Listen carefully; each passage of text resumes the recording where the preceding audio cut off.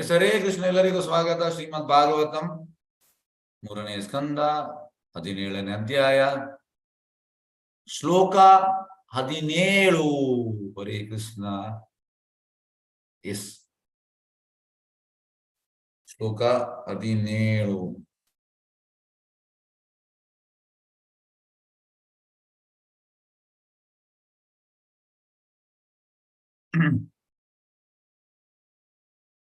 Divis will show Hema Kirita Kotivi Niruddha Kasto Spurat Angada Bhujo Gam Gampayanto Charanai Pade Pade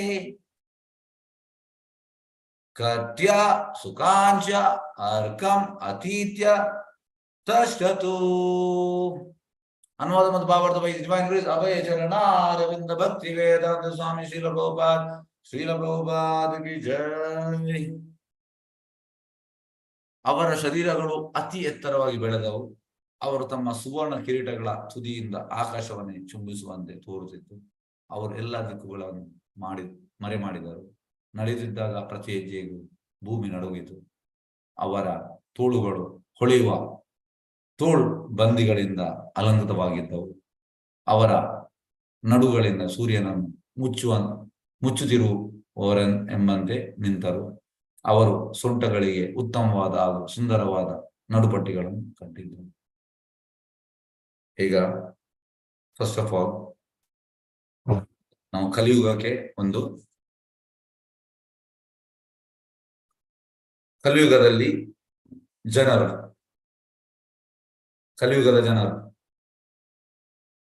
ಕಲಿಯುಗದ ಜನರಿಗೆ ಇಚ್ಛೆ ಅಂತಂದ್ರೆ same ಹಿರಣ್ಯಕಶಿಪುನಾಗಿ ಇಚ್ಛೆ. They want God. They want God kingdom without god.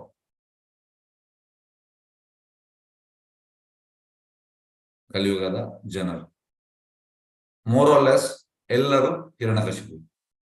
ಆದ್ರೆ ಯಾವ ಹಿರಣ್ಯಕಶಿಪು ಪ್ರಪಂಚವಂತದ್ದು? They are very tiny Hiranyakashipu, very tiny.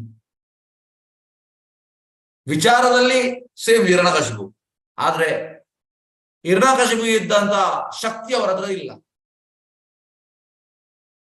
So they are tiny. ವಿಚಾರದಲ್ಲಿ ಹಿರಣ್ಯಕಶಿಪು, ಭೋಗ ಪ್ರವೃತ್ತಿ, ಸೇವಾ ಪ್ರವೃತ್ತಿ ಇಲ್ಲ.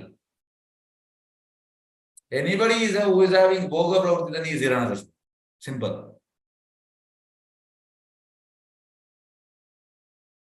ಹಾಗಾಗಿ ಈಗ ನಾವು ಜಸ್ಟ್ ಒಂದು ಅಂದಾಜು ಮಾಡುವ. ಈಗ ನಿಮ್ಮಲ್ಲಿ ಪ್ರಶ್ನೆ, ಈಗ ಅಟ್ ಪ್ರೆಸೆಂಟ್ ಜನರಿಗೆ ಕಲಿಯುಗದಲ್ಲಿ ಈಗ ಓವರ್ ಆಲ್ 700 crore ಪಾಪ್ಯುಲೇಷನ್ ಉಂಟು. ಈ 700 crore ಪಾಪ್ಯುಲೇಷನ್ ಅಲ್ಲಿ ಎಷ್ಟು ಜನಕ್ಕೆ ಸೇವಾ ಪ್ರವೃತ್ತಿ ಉಂಟು, ಎಷ್ಟು ಜನಕ್ಕೆ ಭೋಗ ಪ್ರವೃತ್ತಿ ಉಂಟು? ಎಸ್, ದಯವಿಟ್ಟು ಹೇಳಿ, ನೀವು ಹೇಳಿ ಕ್ಯಾಲ್ಕುಲೇಷನ್.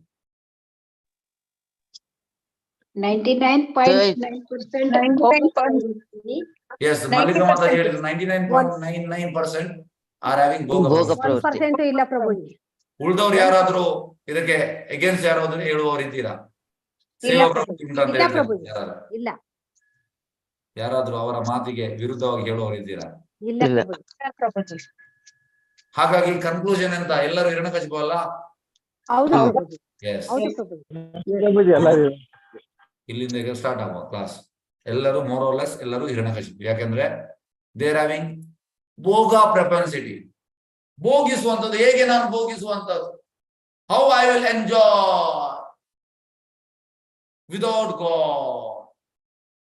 ಭಗವಂತ ಇಲ್ಲದೆ ನಾನು ಹೇಗೆ ಅನುಭವಿಸುವಂಥದ್ದು, ಎಂಜಾಯ್ ಮಾಡುವಂಥದ್ದು, ಖುಷಿ ಪಡುವಂಥದ್ದು. This is present scenario. ಈಗಿನ ಕಾಲ ಅಂದ್ರೆ ಹೀಗೆ. ಹಾಗಾಗಿ ವಿಚಾರದಲ್ಲಿ ಎಲ್ಲರೂ ಹಿರಣ್ಯಕಶಿಪುವೇ. ಈಗ ಹಿರಣ್ಯಕಶಿಪುನ ವಿಚಾರ ಮತ್ತೆ ಈಗ ಅಟ್ ಪ್ರೆಸೆಂಟ್ ಜನರ ವಿಚಾರ ಎಂತಾದ್ರು ವ್ಯತ್ಯಾಸ ಉಂಟಾ? ಇಲ್ಲ, ಏನು ವ್ಯತ್ಯಾಸ ಇಲ್ಲ. Same tendency, same enjoying tendency without Krishna. ಆದ್ರೆ ವ್ಯತ್ಯಾಸ ಉಂಟು. ಹಿರಣ್ಯಕಶಿಪುಗೆ ಎಷ್ಟು ಶಕ್ತಿ ಇತ್ತು ನೋಡಿ, ಇಲ್ಲಿ ಈ ಶ್ಲೋಕದಲ್ಲಿ ಹೇಳ್ತಾ ಇದ್ದಾನೆ. ಈಗಿನ ಜನರು ಸೋ ಕಾಲ್ಡ್ ಹಿರಣ್ಯಕಶಿಪುನವರು, ಅವ್ರ ಹತ್ರ ಎಷ್ಟು ಶಕ್ತಿ ಉಂಟು? ಏನಿಲ್ಲ. ಹಿರಣ್ಯಕಶಿಪುನ ಎದುರು ಇವರು ಒಂದು ಸಣ್ಣ ಇರುವೆ ಕೂಡ ಅಲ್ಲ, ಏನೂ ಅಲ್ಲ. ಅದು ಪಟ್ ಪಟ್ ಪಟ್ ಪಟ್ ಮಾಡ್ತಾರೆ. ನೋಡಿ ಕೆಲವೊಮ್ಮೆ ಎಂತ ಆಗ್ತದೆ ಅಂದ್ರೆ, ನಾನು ಇದು 2005 ಅಲ್ಲಿ ಒಮ್ಮೆ ನೋಡಿದ್ದು. ಎಂತ ಅಂದ್ರೆ, ಕಾಲೇಜಲ್ಲಿ ಇರುವಾಗ ಒಂದು ಯುದ್ಧ ಆಯ್ತು, ಅಂದ್ರೆ ಗಲಾಟೆ ಆಯ್ತು. ಗಲಾಟೆ ಆಗುವಾಗ ಒಂದು ಪಾರ್ಟಿ ಮತ್ತೆ ಇನ್ನೊಂದು ಪಾರ್ಟಿ ನಾನು ನೋಡ್ತಾ ಇದ್ದೆ. ಅದರಲ್ಲಿ ಒಬ್ಬ ತುಂಬಾ ತೆಳು ಸಪೂರ ಇದ್ದಾನೆ, ತುಂಬಾ ಸಪೂರ. ಸಪೂರ ಅಂದ್ರೆ ಹೀಗೆ ಮಾಡಿದ್ರೆ ಬೀಳ್ತಾನೆ, ಅಷ್ಟು ಸಪೂರ. ಹಾಗೆ ಒಂದು ಸ್ಟ್ರಾಂಗ್ ಸೈಡ್, ಅದರಲ್ಲಿ 9 ಮಂದಿ ತುಂಬಾ ದಷ್ಟಪುಷ್ಟ ಇದ್ದಾರೆ. ಈ ಕಡೆಯಿಂದ ಒಂದು 6-7 ಮಂದಿ, ಅವರು ಅಷ್ಟು ಏನು ಸ್ಟ್ರಾಂಗ್ ಇಲ್ಲ. ಹಾಗೆ ಯುದ್ಧ ಗಲಾಟೆ ಆಗ್ತಾ ಉಂಟು. ಆಗ ಇವರು ಫಸ್ಟಿಗೆ ಹೊಡೆದಿದ್ದಾರೆ, ಇವರಿಗೆ ಹೊಡಿಲಿಕ್ಕೆ ಆಗ್ಲಿಲ್ಲ. ಹಾಗೆ ಇದರಲ್ಲಿ ಒಬ್ಬ, ಈ 9ರಲ್ಲಿ ಒಬ್ಬ, 10ರಲ್ಲಿ ಒಬ್ಬ ತುಂಬಾ ವೀಕ್. ನಾನು ಹೊಡಿತೇನೆ ಹಿಡಿತಾ ಇದ್ದಾರೆ. ಅವನು ಬಿಟ್ರೆ ಅವನು ಉಳಿಲಿಕ್ಕೆ ಆಗುದಿಲ್ಲ. ಅದೇ ರೀತಿ ಈಗದು ಜನರು ಹಿರಣ್ಯಕಶಿಪುನವರು ಅವನ ಹಾಗೆ ಬಲ ಇಲ್ಲ. ಅದು ನಾನು ಗ್ರೇಟ್ ಅಂತ ಬಲ ಇಲ್ಲ, ಏನು ಶಕ್ತಿ ಇಲ್ಲ ಅಂದ್ರೆ. ಹಿರಣ್ಯಕಶಿಪುನ ಎದುರು ಅವರು ಇನ್ಸಿಗ್ನಿಫಿಕೆಂಟ್.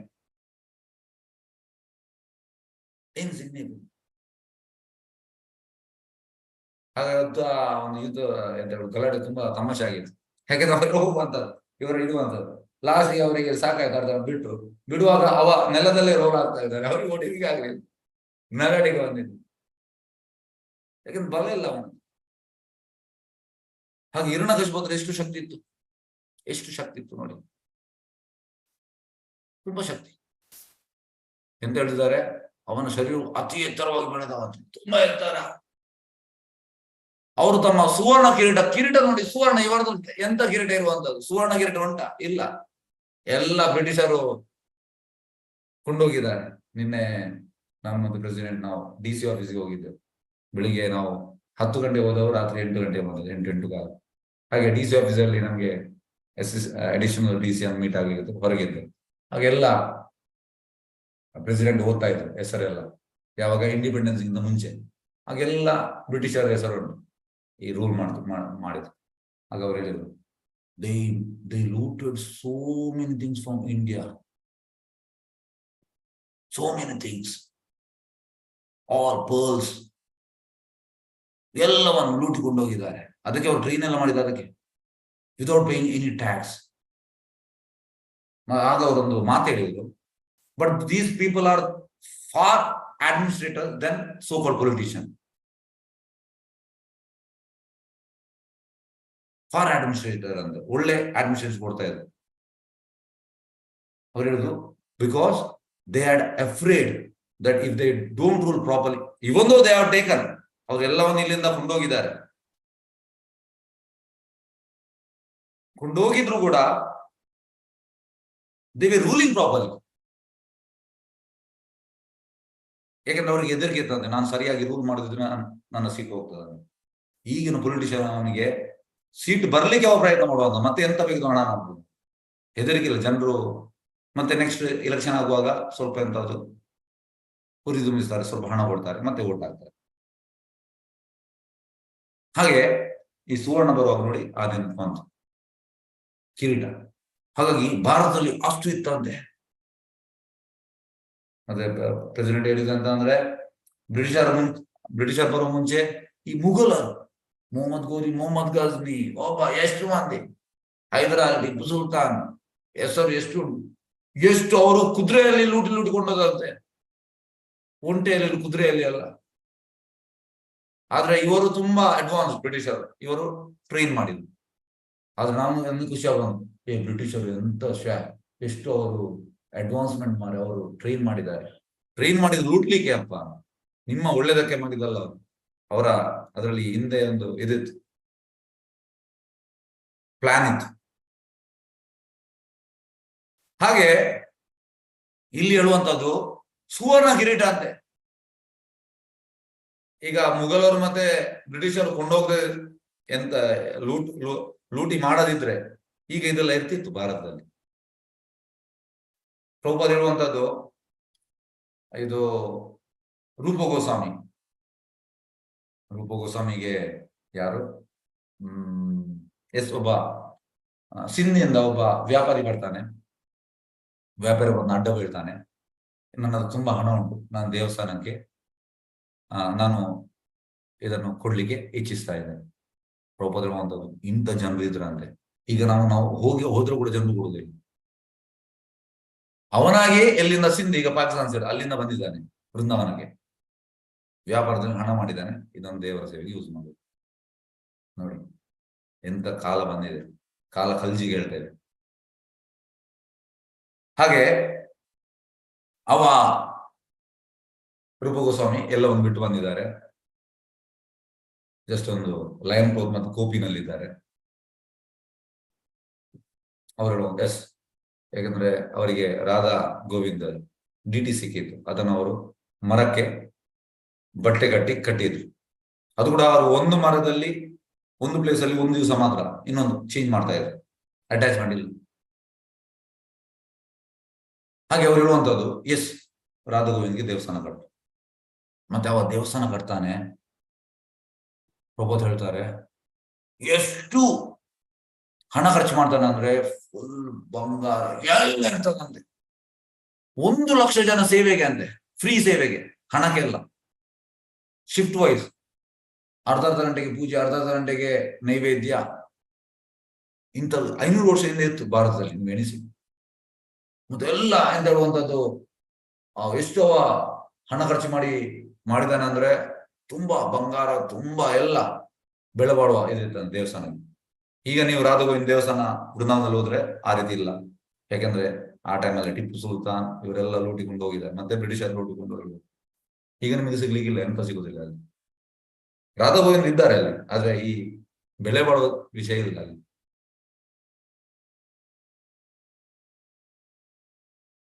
ಹಾಗೆ ಇಲ್ಲಿ ಹಿರಣ್ಯಕಶಿಪು ಕೂಡ ಸುವರ್ಣ ಕಿರೀಟ, ತುದಿಯಿಂದ ಆಕಾಶವನ್ನು ಚುಂಬಿಸುವಂತ ತೋರಿಸಿದಂತೆ. ಆಕಾಶವನ್ನು ಟಚ್ ಮಾಡುವಾಗ ನೋಡುತ್ತೆ, ಅಷ್ಟು ಹಾಗೆ ಕಾಣ್ತಾ ಇತ್ತು. ಅವರು ಎಲ್ಲ ದಿಕ್ಕುಗಳನ್ನು ಮರೆ ಮಾಡಿದರು. ಮತ್ತೆ ನಡೆಯುತ್ತಿದ್ದ ಪ್ರತಿ ಹೆಜ್ಜೆ ಭೂಮಿ ನಡುಗಿತ್ತು. ನೋಡಿ, ಈಗ ಪಿಕ್ಚರ್ ಎಲ್ಲ ಮಾಡ್ತಾರೆ ಎಲ್ಲರೂ, they want to imitate Hiranyakashipu. ಯಾವುದೇ ಪಿಕ್ಚರ್ ಇರಲಿ, ನಾನು ಹೆಸರು ಹೇಳುವುದಿಲ್ಲ, ತುಂಬಾ ಪಿಕ್ಚರ್ ಹೆಸರು ಉಂಟು. They want to show that is powerful hero. Powerful ಅಲ್ಲ, ಈಸ್ ಪವರ್ಲೆಸ್. ಪವರ್ಫುಲ್ ಯಾರು? ಕೃಷ್ಣ. ಈಗ ಇಲ್ಲಿ ನೋಡಿ, ಹಿರಣ್ಯಕಶಿಪು ಎಷ್ಟು ಪವರ್ ಇತ್ತು ಅವನಿಗೆ. ಭೂಮಿ ನಡುಗ್ತಾ ಇತ್ತಂತೆ ಅವನ ಹೆಜ್ಜೆ ಇಡುವಾಗ. ನೀವು ಎಣಿಸಿ ಎಷ್ಟು ಅವನಿಗೆ ಶಕ್ತಿ ಇತ್ತಂತ. ಅವರ ತೋಳುಗಳು ಹೊಳೆಯುವ ತೋಳ್ ಬಂದಿಗಳಿಂದ ಅಲಂಕೃತವಾಗಿತ್ತು.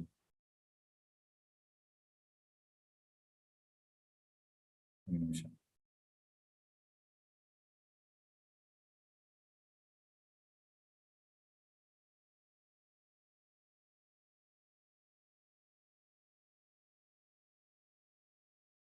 ಬ್ರಾಸ್ಲೆಟ್ಸ್, ಬನ್ನಿ, ಬ್ರಾಸ್ಲೆಟ್ಸ್ ಹಾಕಿದ್ರು.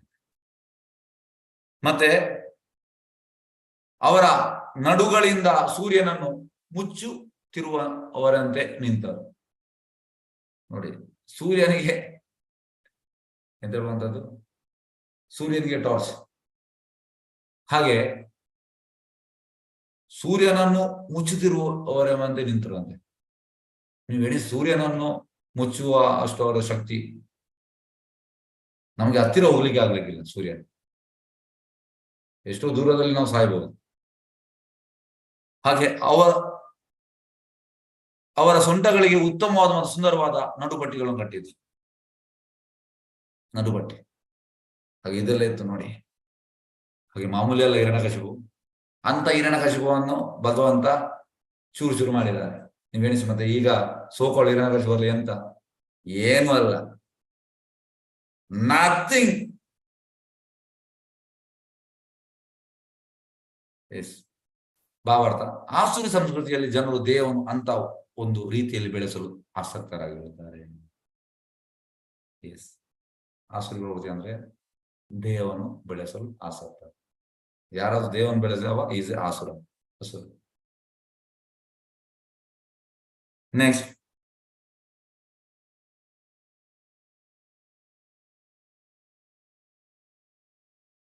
ಅವರು ಬೀದಿಯಲ್ಲಿ ನಡೆಯುವಾಗ ಭೂಮಿಯು ಕಂಪಿಸಬೇಕು. ಇದು ಹೆಚ್ಚಿನವರಿಗೆ ಇಚ್ಛೆ ಇರ್ತದೆ. ಅವರು ನಿಂತಾಗ ಸೂರ್ಯ ಮತ್ತು 4 ದಿಕ್ಕುಗಳು ಮರೆಯಾಗುವ. ಬಲಿಷ್ಠ ಶರೀರದ ಜನಾಂಗವಿರುವ ದೇಶವೇ ಜಗತ್ತಿನ ರಾಷ್ಟ್ರಗಳಲ್ಲಿ ಬಹಳ ಮುಂದುವರಿದಿದೆ ಎಂದು ಭೌತಿಕವಾಗಿ ಪರಿಗಣಿಸಲಾಗುತ್ತದೆ.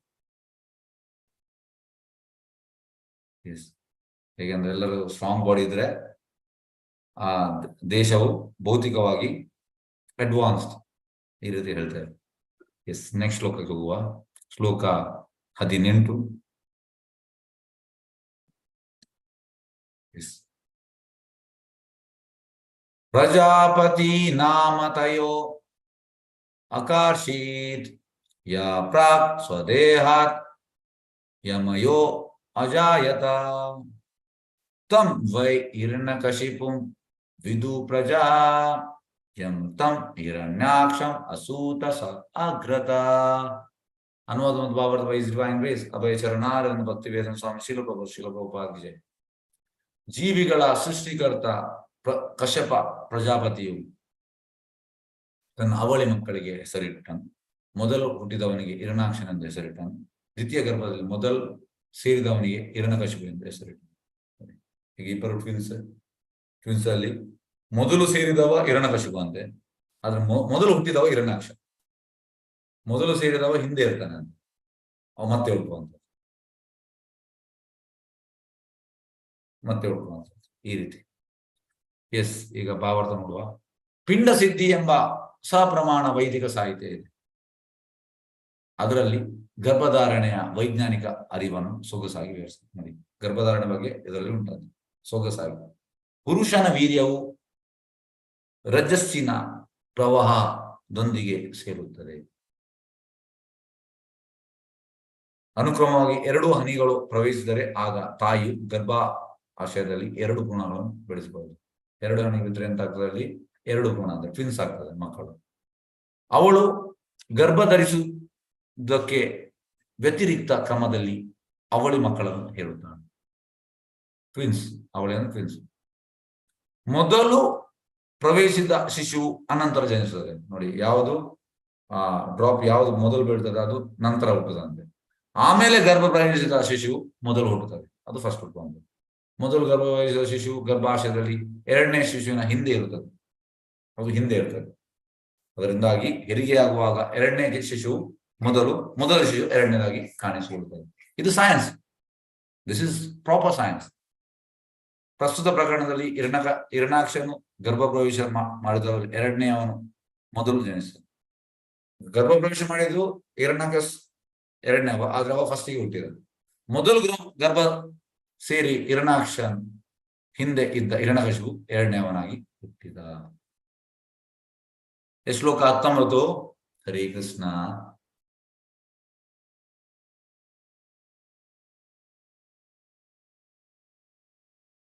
ಚಕ್ರೇ ಹಿರಣ್ಯಕಶಿಪು ತೋರ್ಭ್ಯಾಂ ಬ್ರಹ್ಮ ಪರೇಣ ಚ ವಶೇ ಸಾಪಾಲನ್ ಲೋಕಾನ್ ತ್ರೀನ್ ಅಕೃತ ಮೃತ್ಯು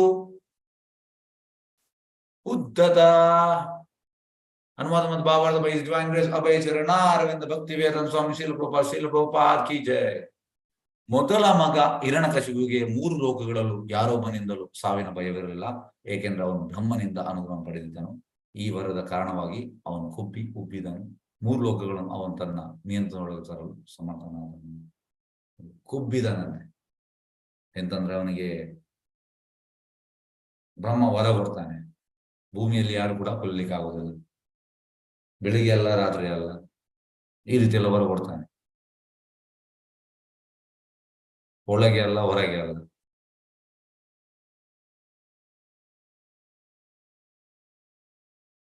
ಹಾಗೆ ಅಂತ ವರ ಸಿಗ್ತದೆ ಅವನಿಗೆ. ಹಾಗೆ ಅವನಿಗೆ ಸಾವಿನ ಭಯವಿರಲಿಲ್ಲ. ನಾನು ಸಾಯುವುದಿಲ್ಲ. ಕಲಿಯುಗದಲ್ಲಿ ಜನರಿಗೆ ಇದೇ ಬೇಕು. ಒಬ್ಬ ಫೇಮಸ್, ಅವನ ಹೆಸರು ಹೇಳುವುದಿಲ್ಲ, ಇದು 2020 ಕೊರೋನಾ ಟೈಮಲ್ಲಿ ಅವ ಟ್ರೀಟ್ಮೆಂಟ್ಗೆ ಅಮೆರಿಕಕ್ಕೆ ಹೋದ. ಅವನು ತುಂಬಾ ಹಣ ಉಂಟು. ಅವ ಹೇಳುವಂತದ್ದು, ಮತ್ತೆ ಹುಷಾರಾಗಿ ಬಂದ. ಜನರಿಗೆ ಹೇಳುದು, ಯಾಕೆ ನೀನು ಇಲ್ಲಿ ಟ್ರೀಟ್ಮೆಂಟ್ ಮಾಡಲಿಲ್ಲ? ಇಲ್ಲಿಯ ಟ್ರೀಟ್ಮೆಂಟ್ ಸರಿ ಇಲ್ಲ ಭಾರತದ, ಅಲ್ಲಿಯ ಟ್ರೀಟ್ಮೆಂಟ್ ಅಲ್ಲಿ ನಾವು ಬದುಕ್ತೇವೆ, ಏನು ಆಗುದಿಲ್ಲ ಅಂತ. ಮೂರ್ಖವ.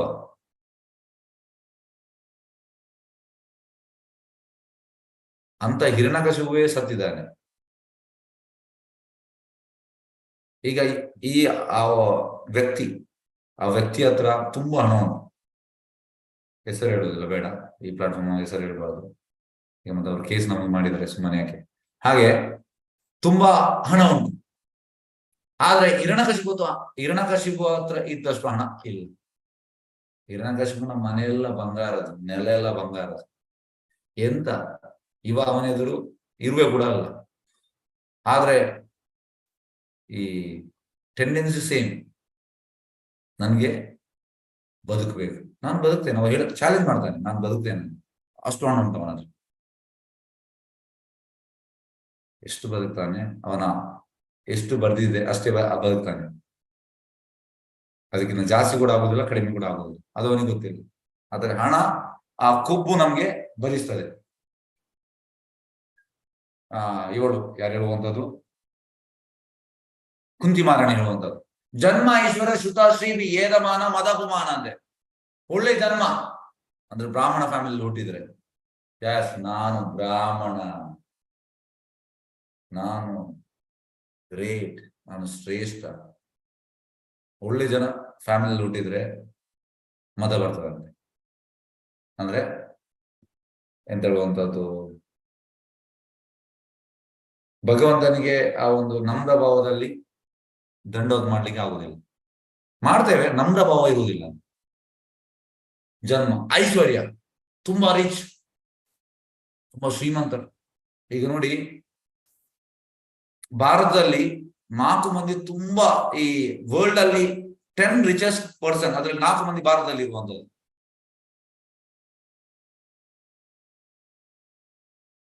ಈ 4 ಮಂದಿ ಅವರು ಹಣವನ್ನು ರಿಲೀಸ್ ಮಾಡಿದ್ರೆ ನಮ್ಮ ಭಾರತದಲ್ಲಿ ಪವರ್ಟಿ ಇಲ್ಲ. ಆದ್ರೂ ರಿಲೀಸ್ ಮಾಡುವುದಿಲ್ಲ, ಕೂಡಿ ಇಡ್ತಾ ಇದ್ದಾರೆ. ಇದಕ್ಕೆ ನಾನು ನಿಮಗೊಂದು ಒಳ್ಳೆ ಎಕ್ಸಾಂಪಲ್ ಹೇಳ್ತೇನೆ. ಹೇಗೆಂದ್ರೆ, ಈಗ ಒಂದು ತಂದೆಗೆ 4 ಮಕ್ಕಳಿದ್ದಾರೆ. 4 ಆಟದ ಸಾಮಾನು ಕೊಟ್ಟಿದ್ದಾರೆ 4 ಮಕ್ಕಳಿಗೆ. ಒಂದು ಮಗ ತೆಗೆದು ಎಂತ ಮಾಡುವಂಥದ್ದು, 4 ಕೂಡ ಅವನಿಗೆ ಹಿಡಿಯುವಂಥದ್ದು. ಈಗ 3 ಮಕ್ಕಳಿಗೆ ಆಟದ ಸಾಮಾನು ಇಲ್ಲ. ಅದೇ ರೀತಿ ಈ ಶ್ರೀಮಂತರು ಹಾಗೆ, ಅವರೆಂತ ಮಾಡಿದ್ದಾರೆ, ಎಲ್ಲವನ್ನು ಕೂಡಿ ಇಟ್ಟಿದ್ದಾರೆ, ರಿಲೀಸ್ ಮಾಡುವುದಿಲ್ಲ. ಇನ್ನು ಜಾಸ್ತಿ. ಆದ್ರೆ ಅವನಿಗೆ ಕೊಂಡೋಗ್ಲಿಕ್ಕೆ ಆಗುದಿಲ್ಲ. ಸಾಯುವಾಗ, ಬರುವಾಗ ಬೆತ್ತಲೆ, ಹೋಗುವಾಗ ಕೂಡ ಬೆತ್ತಲೆ. ಜ್ಞಾನ ಇಲ್ಲ, ಆಧ್ಯಾತ್ಮಿಕ ಜ್ಞಾನ ಇಲ್ಲ. ಹಾಗೆ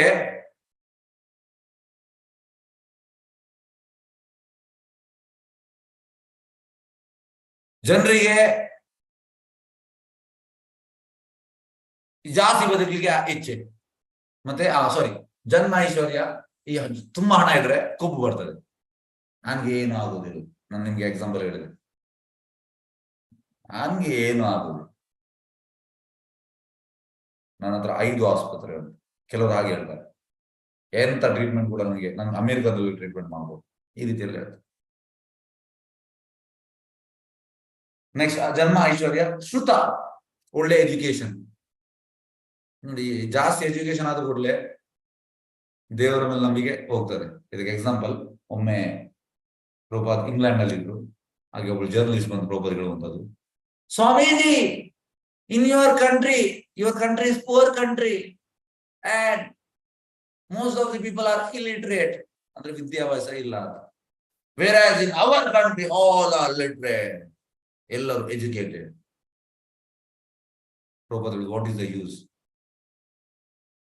It is good that people, if they are illiterate, it is good ಅಂತ ಹೇಳ್ತಾರೆ. ಅವ್ರು ಹೇಳಿದ್ರು, why Swamiji, why you are saying like that? They are easily bowing down to Krishna, to God. Whereas in your country, they are more educated, the percentage of bowing down will reduce. The more they become educated, they will become atheist.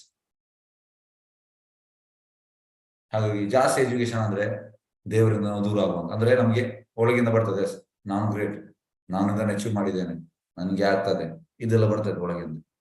ಜನ್ಮ ಐಶ್ವರ್ಯ ಸುತ ಶ್ರೀಬಿ ತುಂಬಾ ಚಂದ ಇದ್ರೆ miss world, mister world ಮತ ಬರ್ತದೆ. ಹಾಗಾಗಿ ಇದು 4 ಜನ್ಮ, ಒಳ್ಳೆ ಜನ್ಮ, ಮತ್ತೆ ಒಳ್ಳೆ ಐಶ್ವರ್ಯ, ಜನ್ಮ ಐಶ್ವರ್ಯ, ಶ್ರುತ ಶ್ರೀಬಿ, ಏದಮಾನ ಮದ ಅಪಮಾನ, ಮದ ಬರ್ತದೆ. ಹಾಗೆ ಅದೆಲ್ಲ ಇಲ್ಲದಿದ್ರೆ ಒಳ್ಳೇದು, ನಮ್ಗೆ ಆರಾಮ್ಸೆ ಕೃಷ್ಣ ಭಕ್ತಿ ಮಾಡ್ಲಿಕ್ಕೆ ಆಗ್ತದೆ. ಬೇಡ, ಯಾವ್ದು ಬೇಡ, ಇದು ಯಾವ್ದು ಕೂಡ 4 ಕೂಡ ಬೇಡ.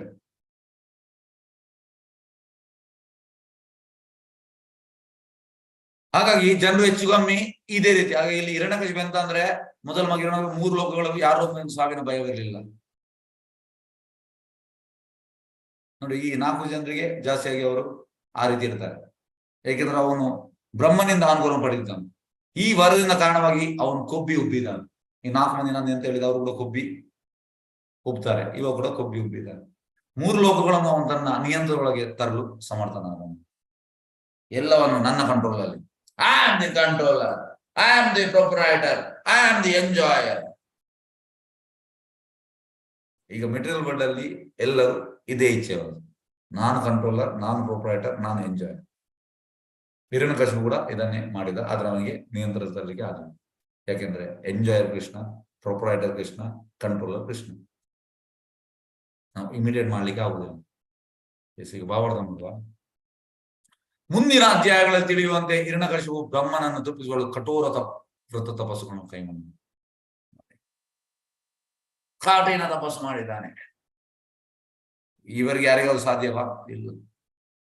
ಇವನಷ್ಟು ತಪಸ್ಸು ಮಾಡ್ಲಿಕ್ಕೆ ಸಾಧ್ಯ ಇಲ್ಲ. ಆದ್ರೆ ಆ ತಪಸ್ಸು ಮಾಡಿ ಏನ್ ಪ್ರಯೋಜನ ಆಯ್ತು? ಎಂಥದ್ದು ಲಾಭ ಆಯ್ತು? ಇಲ್ಲ. ಹಾಗಾಗಿ ಬೈ ಡೂಯಿಂಗ್ ನಾನ್ ಸೆನ್ಸ್ ತಪಸ್ಸು, ಇಟ್ ಈಸ್ ಯೂಸ್ಲೆಸ್. ಈ ಕಲಿಯುಗದಲ್ಲಿ ಎಲ್ಲರೂ, yes, what you are doing? I am into spiritual. What spiritual you are doing? Daily I am doing meditation. What meditation? I am sitting, I am closing my eyes, and I am staring at the tip of the nose, and I am seeing at one point. Useless. What is the use? Hiranyakashipu ನಿಮಗಿಂತ ಜಾಸ್ತಿ ವರ್ಷ ಮಾಡಿದ್ದಾನೆ, ತುಂಬಾ ಮಾಡಿದ್ದಾನೆ, ಎಂತ ಆಯ್ತು? So you should do guided tapasya. ಕಲಿಯುಗಾಗಿ ಧ್ಯಾನ ಎಲ್ಲ ಅಲ್ಲ, ಹರಿನಾಮ ಸಂಕೀರ್ತನ. ಹರಿನಾಮ ಹರಿನಾಮ ಹರಿನಾಮ ಏವ ಕೇವಲಂ ಕಲೋ ನಾಸ್ತಿ ಏವ ನಾಸ್ತಿ ಏವ ನಾಸ್ತಿ ಗತಿರನ್ಯದ. ಬೇರೆ ಯಾವ ಉಪಾಯ ಇಲ್ಲ. ನಮಗೆ ಇಷ್ಟ ಬಂದಾಗ ಎಸ್, ನಾನು ಧ್ಯಾನವೇ ಮಾಡುವಂಥದ್ದು, ಎಸ್ ಮಾಡಿ. ನಿನ್ನೆ ಚೇತನ ಹೇಳಿದಾಗೆ next you will become tree. ಮರ ಆಗ್ತೀರ, ಧ್ಯಾನ ಮಾಡಿ ನೆಕ್ಸ್ಟ್ ಮರ ಆಗ್ತೀರ. ಬೇಕಾ ನಮ್ಗೆ ಮರ? ಹಾಗೆ ಕೈಗೊಂಡನು. ಹಾಗೆ ಅವನು ಅಮರತ್ವದ ಅನುಗ್ರಹವನ್ನು ಪಡೆದನು. ಅಮರತ್ವ ಅಂದ್ರೆ ಎಂತ? ಇಲ್ಲಿ ಅಮರತ್ವದ ಡೆಫಿನೇಷನ್ ಕೊಡ್ತಾ ಇದ್ದಾರೆ. ವಾಸ್ತವವಾಗಿ ಯಾರಿಗಾದ್ರೂ ಅಮರತ್ವದ ವರವನ್ನು ಅನುಗ್ರಹಿಸುವುದು ಬ್ರಹ್ಮನಿಗೂ ಅಸಾಧ್ಯ. ನೋಡಿ, ಅವ ಹೇಳ್ತಾನೆ, ಹಿರಣ್ಯಕಶಿಪು ಹೇಳ್ತಾನೆ, ಅಮರ ಮಾಡಿಸ್ತಾನೆ. ನಾನೇ ಅಮರ ಅಲ್ಲ. ಆದ್ರೆ ಇಲ್ಲಿ ನೋಡಿ, ಪರೋಕ್ಷವಾಗಿ ಪ್ರಭುದ ಅಂತ ಹೇಳ್ತಾನೆ. ಅಮರ ಅಂದ್ರೆ ಪರೋಕ್ಷವಾಗಿ ಹಿರಣ್ಯಕಶಿಪು ಈ ವರವನ್ನು ಪಡೆದನು. ಅಮರತ್ವ ಅಂದ್ರೆ ಎಂತ? ಭೌತಿಕ ಪ್ರಪಂಚದಲ್ಲಿರುವ ಯಾರು ಅವನನ್ನು ಕೊಲ್ಲಲ್ಲ. ಇದು ಅಮರತ್ವ. ಭೌತಿಕ ಪ್ರಪಂಚದಲ್ಲಿ ಯಾರು ಕೂಡ ಅವನನ್ನು ಕೊಲ್ಲಿಕ್ಕೆ ಆಗುದಿಲ್ಲ. ಕೊಲ್ಲುವುದು ಯಾರು? ಭಗವಂತ ಬಂದು ಎಂಬುದು ಈ ವರ. ಮೂಲತಃ ಅವನು ವೈಕುಂಠಧಾಮದಿಂದ ಬಂದವನು. ಜಯ ವಿಜಯರು ಹಿರಣ್ಯಕಶಿಪು ಆಗುವಂತ, ಹಾಗೆ ವೈಕುಂಠದ ಬರುವಂತ ಮೂಲತಃ ಅವರದು ರೆಸಿಡೆನ್ಸ್. ಅದೇ ಈಗ ಇಲ್ಲಿ ಬಂದಿದ್ದಾರೆ, ಟೆಂಪರರಿ ಹೋಮಿಗೆ ಬಂದಿದ್ದಾರೆ. ಪರ್ಮನೆಂಟ್ ಹೌಸ್ ಬಿಟ್ಟು ಟೆಂಪರರಿ ಹೌಸ್ಗೆ ಬಂದಿದ್ದಾರೆ. ಹೀಗಾಗಿ ಭೌತಿಕ ಪ್ರಪಂಚದಲ್ಲಿರುವ ಯಾರಿಂದಲೂ ಅವನನ್ನು ಸಂಹರಿಸಲು ಆಗಲ್ಲ. ಯಾಕೆಂದ್ರೆ ಕೃಷ್ಣ ಅವರಿಗೆ ಅಷ್ಟು ಶಕ್ತಿ ಕೊಟ್ಟಿದ್ದಾನೆ, ಸ್ವತಃ ಅವನಿಗೆ ಬರುವಂತ. ಅವನನ್ನು ಕೊಲ್ಲಲು ಸ್ವಯಂ ಭಗವಂತನೇ ಅವತರಿಸಲು ಇಚ್ಛಿಸಿದನು. ಒಬ್ಬನು ತನ್ನ ಭೌತಿಕ ಜ್ಞಾನದ ಬೆಳವಣಿಗೆಯ ವಿಚಾರದಲ್ಲಿ ಹೆಮ್ಮೆ ಪಡಬಹುದು. ಈಗ ಕಲಿಯುಗದಲ್ಲಿ ಜನರಿಗೆ ಭೌತಿಕ ಜ್ಞಾನದಿಂದ ಹೆಮ್ಮೆ ಉಂಟು. ಆದರೆ ಅವನು ಭೌತಿಕ ಅಸ್ತಿತ್ವದ 4 ತತ್ವಗಳ ಜನನ ಮರಣ ವೃದ್ಧಾಪ್ಯ ವ್ಯಾಧಿಗಳಿಂದ ರಕ್ಷಣೆ ಪಡೆಯಬಹುದು. ಹೆಮ್ಮೆ ಇದು ಎಂತ ಪ್ರಯೋಜನ? ಅವನಿಗೆ ಈ ಜನ್ಮ ಮೃತ್ಯು ಜಲವ್ಯಾಧಿಯಿಂದ ಬಿಡುಗಡೆ ಇಲ್ಲ. ಭೌತಿಕ ಜ್ಞಾನದ ಹೆಮ್ಮೆ ಬರ್ತದೆ ಬೆಳವಣಿಗೆಯಿಂದ, ಜ್ಞಾನದ ಬೆಳವಣಿಗೆ. ಆದ್ರೆ ಇದರಿಂದ ಅವನಿಗೆ ಬಿಡುಗಡೆ ಉಂಟ ಇಲ್ಲ. ಅದು ಜನರಿಗೆ ಬುದ್ಧಿ ಕಲಿಸಲು ಭಗವಂತನ ಉಪಾಯವಾಗಿದೆ. ನೋಡಿ, ಇದು ಭಗವಂತನ ಉಪಾಯ. ಅದಕ್ಕೆ ಇಮಿಡಿಯೇಟ್ ಎಂತ ಅಂದ್ರೆ ಭಗವಂತ ಎಂತ ಮಾಡುವಂಥದ್ದು, ಓಲ್ಡೇಜ್ ಕೊಡುವಂಥದ್ದು, ರೋಗ ಕೊಡುವಂಥದ್ದು, ಮತ್ತೆ ಈ ಮೃತ್ಯು ಕೊಡುವಂಥದ್ದು. ಯಾಕೆ? ಬುದ್ಧಿ ಕಲಿಸಲು. ಇಲ್ಲದ್ರೆ ಒಬ್ಬ ಬಲಿಷ್ಠನು ದೃಢಕಾಯನು ಆದ ಹಿರಣ್ಯಕಶಿಪು ನಿರ್ಧಾರಿತ ಆಶೆಗಿಂತ ಹೆಚ್ಚು ಕಾಲ ಜೀವಿಸಲಾರ. ಹಿರಣ್ಯಕಶಿಪು ಕೂಡ ಒಂದು ಆಯುಷ್ಯ ಎಷ್ಟು ಬರೆದಿದ್ದಾರೆ ಅಷ್ಟೇ.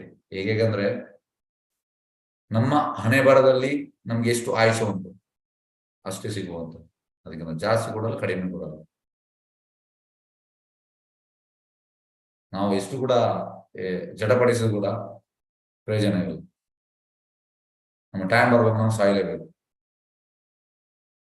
ಒಬ್ಬನು ಹಿರಣ್ಯಕಶಿಪುವಿನಂತೆ ದೃಢಕಾಯನಾಗಿ ಕೊಬ್ಬಬಹುದು. ಕೊಬ್ಬು ಬರ್ತದೆ. ಅದಕ್ಕೆ ಕೊಬ್ಬು ಬರಬಾರ್ದಂತ ನಾವು ಕೃಷ್ಣ ಬಗ್ಗೆ ಏನ್ ಮಾಡ್ಬೇಕು. ಈಗ ನೋಡಿ, ನಿಮ್ಗೆ ಇದು ತುಂಬಾ ಇಂಪಾರ್ಟೆಂಟ್. ಇದನ್ನು ದಯವಿಟ್ಟು ಕನ್ಸಿಡರ್ ಮಾಡಿ, ಬೇಕಿದ್ರೆ ಬರ ತಗೊಳ್ಳಿ. ಇದು ನಾನು ಒಂದು ಕುಕಿಂಗ್ನವರಿಗೆ ಒಂದು ಕ್ಲಾಸ್ ಮಾಡ್ಬೇಕಂತಿತ್ತು, ಅದು ಕೂಡ ನಾನು ಹೇಳ್ತೇನೆ. ಈಗ ಎಂತ ಆಗ್ತದೆ ಅಂದ್ರೆ, ನಾವು ಕುಕಿಂಗ್ ಅಲ್ಲಿ ಹೋಗುವಾಗ,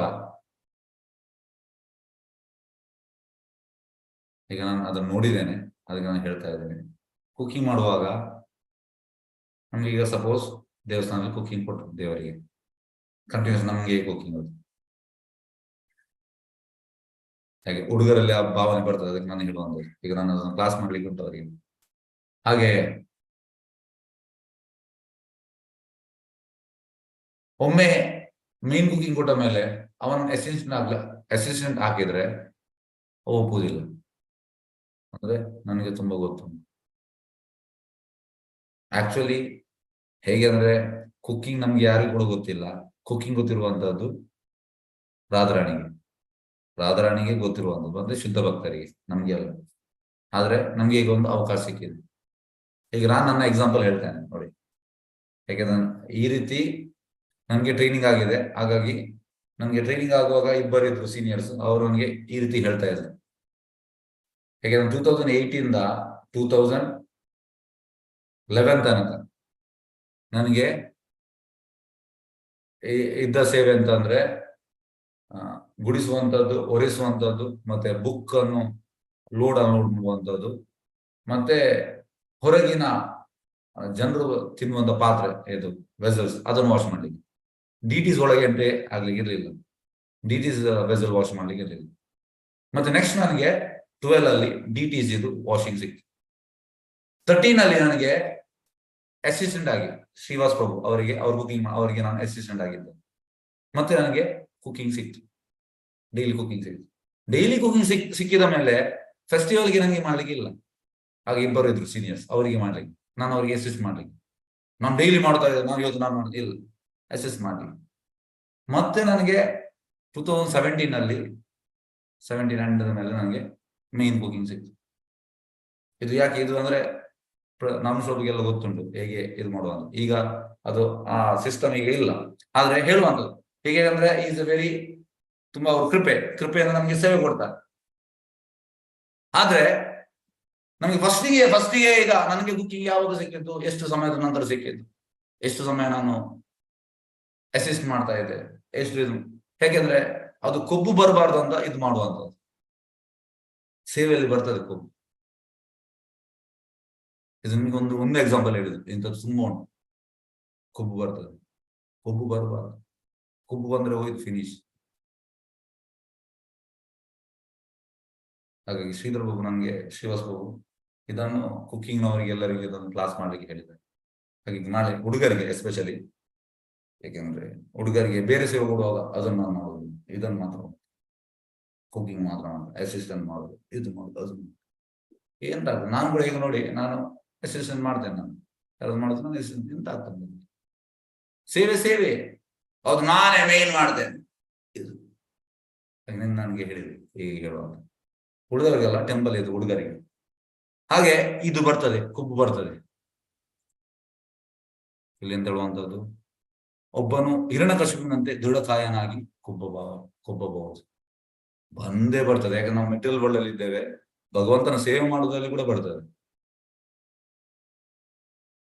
ಹಾಗಾಗಿ ಒಬ್ಬ ಮೆಂಟರ್ ಬೇಕು, ಮೆಂಟರ್ ಹೇಳ್ತಾ ಇರ್ಬೇಕು, ಎಲ್ಲರೂ ನಮ್ಗೆ ಈ ಕೊಬ್ಬು ಬರ್ತಾ ಇರ್ತದೆ, ನಮ್ಗೆ ಗೊತ್ತಾಗುದಿಲ್ಲ ಯಾವಾಗ ಅಂತ. ಹೇಗಂದ್ರೆ ಅನ್ನೋನ್ ವೀಡ್ಸ್ ಅಂದ್ರೆ, ಈಗ ತುಳಸಿಯಲ್ಲಿ ಬೇರೆ ಗಿಡ ಎಲ್ಲ ಆಗ್ತದೆ, ಅದು ತುಳಸಿಯಾಗಿ ಕಾಣ್ತದೆ, ಅದು ತುಳಸಿ ಅಲ್ಲ. Unknown weeds, you have to remove that unknown weeds. ಯಾಕೆಂದ್ರೆ ಒಂದ್ ದಿವಸ ಎಂತ ಆಗ್ತದೆ ಅಂದ್ರೆ, ಅದು ತುಳಸಿಯಷ್ಟೇ ದೊಡ್ಡದಾಗ್ತದೆ, ಮತ್ತೆ ವಿ ವಿಲ್ ಬಿ ಕನ್ಫ್ಯೂಸ್ಡ್, ಇದು ತುಳಸಿ ಅಂತ.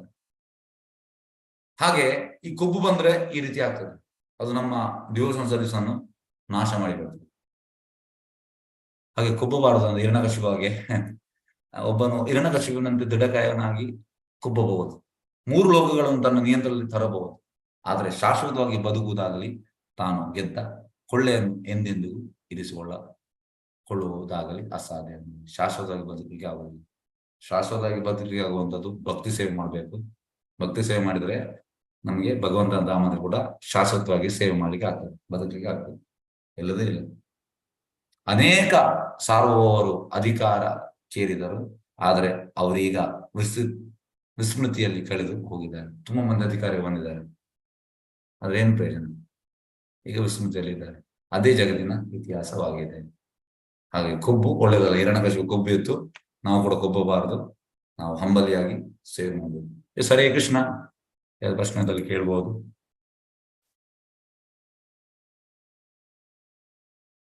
ಹರೇ ಕೃಷ್ಣ.